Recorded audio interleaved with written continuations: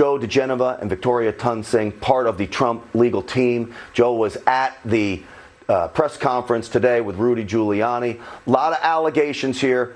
Fox says y'all are a bunch of liars now, Joe.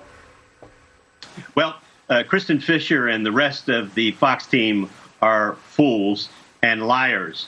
The news conference today provided ample evidence. Now, what is evidence? Evidence is people saying something that they saw.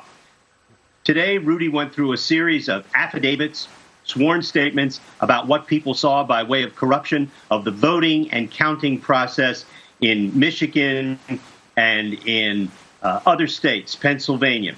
So the notion that Kristen Fisher can get up and say that there was no evidence presented, she's a disgrace to journalism, or what's left of it. And as for John Roberts, I think John stayed too long at the fair.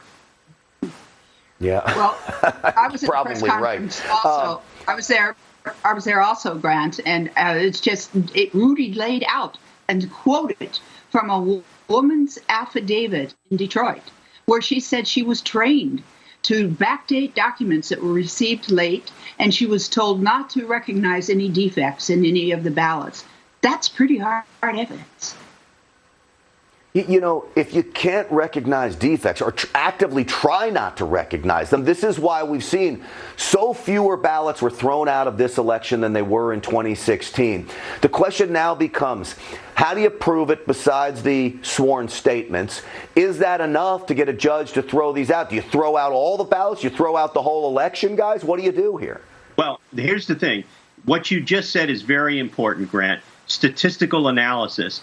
We have statisticians and mathematicians going over the returns that are now in and are available. What they are doing is they are going to show that the anomalies are so out of bounds that the results are not believable. And so therefore, that is evidence in and of itself. That statistical analysis, expert by expert witnesses, is admissible in court to prove that there was fraud. Now, the people at that news conference today, the journalists, and Kristen Fisher at Fox, are not smart enough to understand that. I'm delighted they're journalists because they would never be on one of our juries.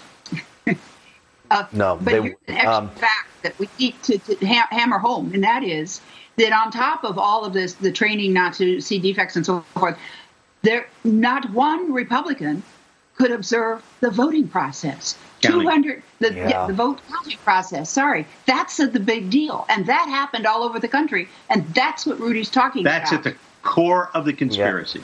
Yeah. No Republicans were allowed to watch. For all of this, that's at the heart of this. For years and years, as long as I can remember, I'm 51 years old, you've had monitors watching people count the ballots, and it didn't happen. Why? And it seems to me awful fishy. Joe DiGenova, Victoria Tunsing, to the both of you, as always, keep up the fight for us. We're all praying for you. Thank you. Coming up on Stinchfield, folks.